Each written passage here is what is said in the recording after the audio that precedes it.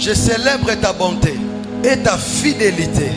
Lorsqu'on parle de la beauté c'est au niveau 1. Lorsque Dieu te fait la promesse, c'est pourquoi la promesse de Dieu est toujours une bonne promesse. La bonté, c'est comme l'architecte qui fait les plans d'une maison. C'est la bonté de Dieu. La fidélité, c'est le maçon qui vient placer les briques selon les plans de l'architecte. Alors que généralement, l'architecte c'est quelqu'un d'autre. Les maçons sont aussi quelqu'un d'autre. Mais Jésus, il est en même temps l'architecte et maçon. Lui-même, il promet, lui-même, il accomplit. Mais regardez, lorsque je suis dans la bonté, pour que j'arrive vers la fidélité, il y a un parcours. N'est-ce pas? Je suis en train de marcher. Je suis là, j'arrive. Ici, il y a ce qu'on appelle la sagesse de Dieu. C'est quoi la sagesse de Dieu? C'est une procédure qui t'amène à l'accomplissement. Ça veut dire, Dieu peut te dire qui tu seras demain, mais il ne te dira pas les moyens par lesquels tu le deviendras.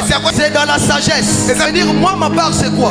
Je garde la promesse, j'avance. Mais pendant que j'avance, je me rends compte que j'ai des difficultés qui contredisent la promesse. Et le jour où Samuel est venu oindre David, c'est ça le jour où Dieu a manifesté sa bonté. Mais ça veut dire il est sûr qu'il deviendra roi.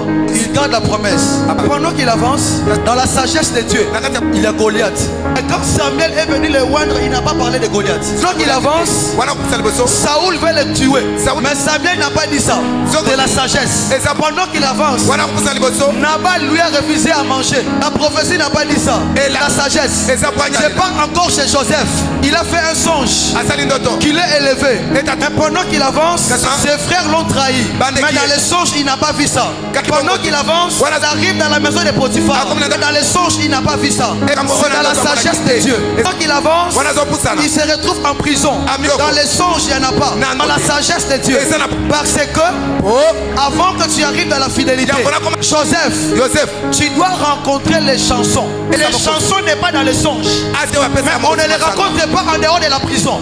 Mais il va témoigner pour toi en dehors de la prison. C'est la fidélité. C'est pourquoi on n'aide pas Dieu. Quand il s'agit de la procédure pour arriver à l'accomplissement. C'est pourquoi l'apôtre Paul dit, nous prêchons une sagesse qu'aucun chef de ce siècle n'a connue. Parce que s'il avait connu, il n'allait pas crucifier le Seigneur de gloire. Ça signifie quoi?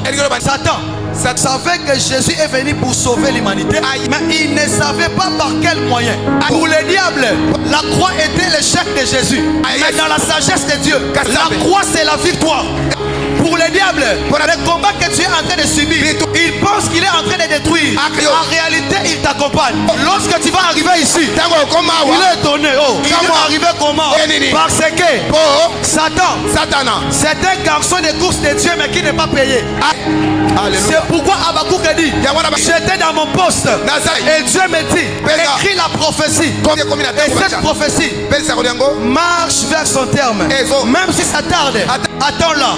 On va réfléchir. La personne qui a reçu la prophétie, elle doit courir. La prophétie ne court pas, elle marche. La question que je vous pose, entre celui qui court et celui qui marche, va arriver à temps. Ça veut dire toi, tu seras déjà rapide, tu arrives. Mais la promesse marche. C'est pourquoi il dit, même si ça tarde, ça veut dire quoi? Ça peut tarder, mais ça ne va pas rater. Ça peut tarder, mais ça ne va pas rater. Ça peut tarder, mais ça ne va pas rater.